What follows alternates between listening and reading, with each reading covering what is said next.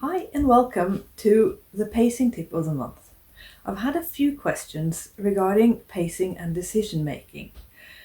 And there are several aspects to this. There's the aspect of pacing the act of making a decision, and also how to make decisions when it comes to pacing. And I thought I'd talk about both now. Now, the difficult thing when making decisions is that you have to juggle a lot of variables in your head at the same time, pros and cons, and are they important or not, and so on.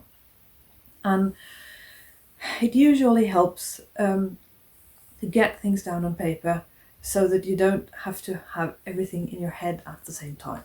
So you could make a diagram like this, where you write the topic of what you have to decide on top, and then two columns, one with pros and one with cons. You can then write down all the pros and cons you can think of straight away. And the great thing about this is that you can then put it away and add things when you remember them.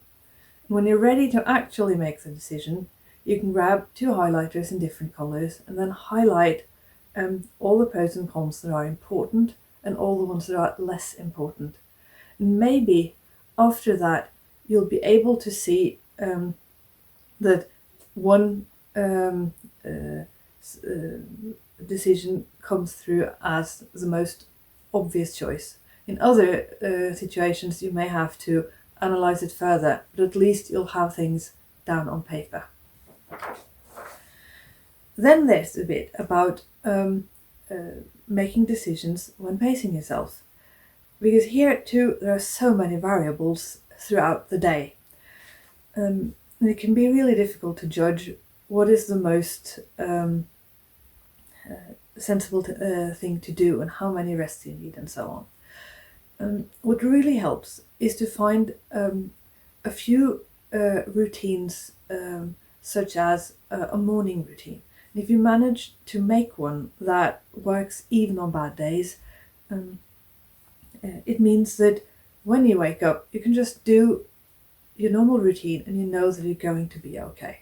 And if you are particularly ill that day, you then have something to adapt. And that will require less brain power than trying to construct the perfect morning then and there. Now, it's not always practical to have superset routines for an entire day, but it can help a lot to have a framework. For instance, if you know that you can do 2 half-hour activities between lunch and dinner, then you have something concrete to build your plans on. You can then say, okay, I really need to pay my bills, and I'd love to talk to a friend on the phone, for instance, and then you can fill your half-hour activity periods with that. Or maybe you know that bill paying is really exhausting, so instead of doing that for half an hour, you'll do it for just 15 minutes and add an extra 15 minutes rest. This type of planning and decision making is so much easier, again, than constructing an entire day. Another thing is that it can be difficult in the heat of the moment to, for instance, break off a social engagement and go and have a rest break, even if you're in a situation where you feel safe and it's not threatening to go and rest. It can still be difficult to decide when to do it. It can help to decide in advance how long you want to participate for before you go and rest. And if necessary, you can write some scripts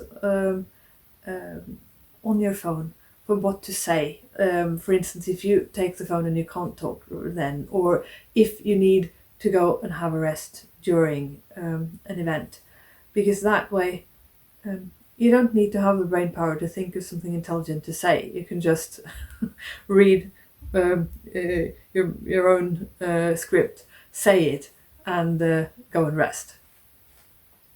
I hope this was helpful, and I'll hopefully be back with more videos in the future. Thanks for listening.